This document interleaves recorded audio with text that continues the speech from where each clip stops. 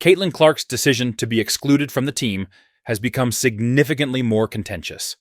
In reality, Team USA has had the lowest attendance at any of the Women's Olympic Games, and that is utterly insane for the best team in the tournament, who consistently win gold. In light of the fact that Caitlin Clark has sold out arenas at every level she has ever played, it is reasonable to infer that this would not be the case if she were on the team. And USA Basketball is evidently lamenting their decision to overlook Caitlin Clark, as Dawn Staley, a member of the USA Basketball Committee who assisted in the selection process, has now publicly acknowledged that they made a mistake by not selecting her. Please listen to this. Dawn Staley is a professional who has received training in public relations. As a member of the USA Basketball Committee, it is necessary to read between the lines in order to comprehend her true meaning. She is unable to explicitly state that Clark should have made it, as doing so would raise the issue of who should have been ahead. Then, she would be compelled to disclose the player that Caitlin would have replaced on the current roster, which would result in a significant distraction and ultimately jeopardize the team's ability to win gold. However, she essentially stated that if they were to redo the entire process, Caitlin Clark would be on the squad, as she is performing at a level that is significantly higher than that of many other players, many of whom were included on the USA roster. Dawn Staley is not entirely incorrect. Caitlin Clark was arguably the most talented player in the WNBA, averaging 20.3 points and 14.6 assists per game. Those figures are completely ridiculous. She has been on an unstoppable rampage since USA Basketball rejected her.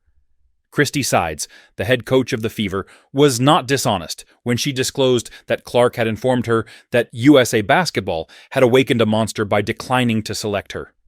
This was due to the fact that Clark was averaging these statistics prior to the announcement, and they have remained consistent since.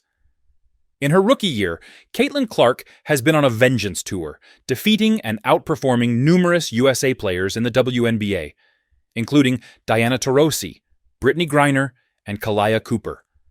Clark achieved a near triple-double in one game and 20 points and 13 assists in the other, as the Fever defeated them twice.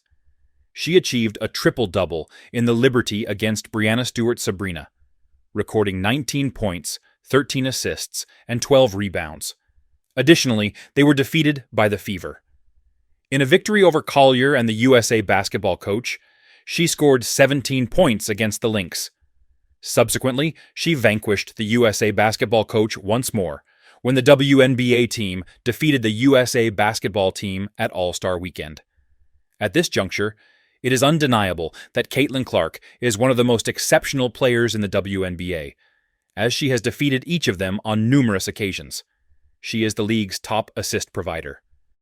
It is evident that she is the most proficient passer, and it will not be long before she surpasses her peers as the most proficient shooter. She is consistently breaking records in every game she plays, and one would expect that in a team with an abundance of talented players, the most proficient passer would be selected to facilitate the involvement of the other stars. It would be dishonest to disregard the fact that the USA roster was established prior to Caitlin's dominant performance, and she has made significant progress since then. However, it is worth noting that the majority of the other nations participating in the Olympics did not officially announce their teams until July. The USA announced its selection at the beginning of June, which was earlier than any other country. This decision is illogical, as the current WNBA season is the basis for the team's selection, and players have only had a few games to demonstrate their abilities. It is reasonable to anticipate that you would wish to observe the most effective participants and ultimately select them based on a larger sample size. However, Dawn Staley is not the issue at hand. I actually admire her for acknowledging the situation. In fairness, she has consistently demonstrated and supported Caitlin. For example, after her team, USC, defeated Iowa in the national championship game in April, she took the time to express her gratitude to Clark, despite the fact that she could have easily made the event all about her and her team, which had just won the title. This leads me to the primary person I think is in charge of Clark's exclusion, This person tries to minimize any responsibility in the decision-making process, even if they obviously feel some kind of way about what we name the Caitlin Clark effect. And heading coach Cheryl Reeve is that. She is someone who finds it unacceptable that Caitlin receives the level of attention she does. She has given several insightful responses since then, earlier in the season calling out the WNBA for their Caitlin Clark-centric coverage and not promoting other WNBA events on League Pass. Right here, ahead of the Lynx game with the Fever, Reeve was asked about Clark's absence, and she responded, "Why the heck would I answer a national team question? Though I am the head coach of the national team and am wearing the Lynx, I am not the committee chair. Anyone here wish to explore anything else?" She was questioned whether she had any regrets about Clark not being chosen following the WNBA All-Star game when Clark broke the record for most assists for a rookie.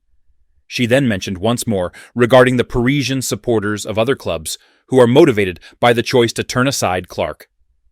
Usually, when a media-trained head coach is asked these kinds of questions, they make sure to provide a correct PR response, where they show some kind of support and appreciation, maybe acknowledge how great said player is, but at the same time, give reassurance that they are confident with the decision they made. Now, these responses alarm me. That's all Cheryl Reeve had to do. She opted to do the exact opposite. That is, said no, without adding any justification or explanation. She simply shuts it down as though it's a subject not worth addressing. She also does this while not taking any accountability and behaving as if the national team's head coach. She had absolutely no say as to who was chosen.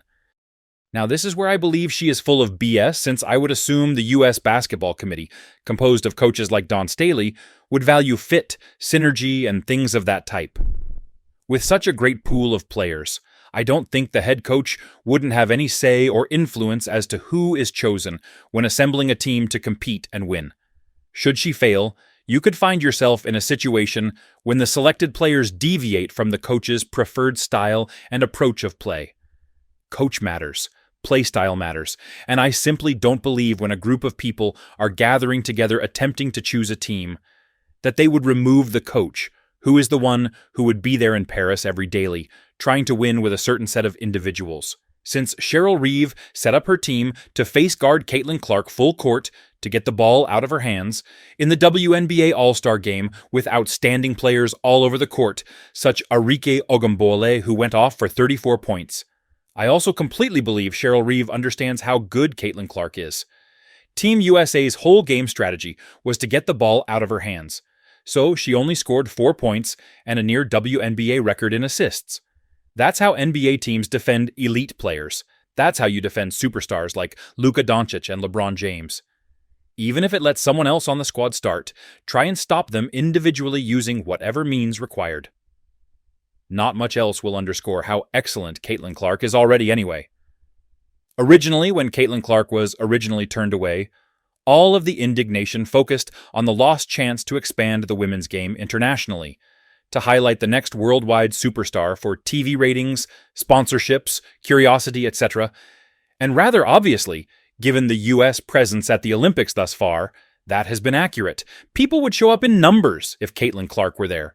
The USA Basketball Committee is especially feeling it today, since they understand Caitlin deserves to be there on merit, and we even saw the few supporters that showed up for the game displaying signs about her.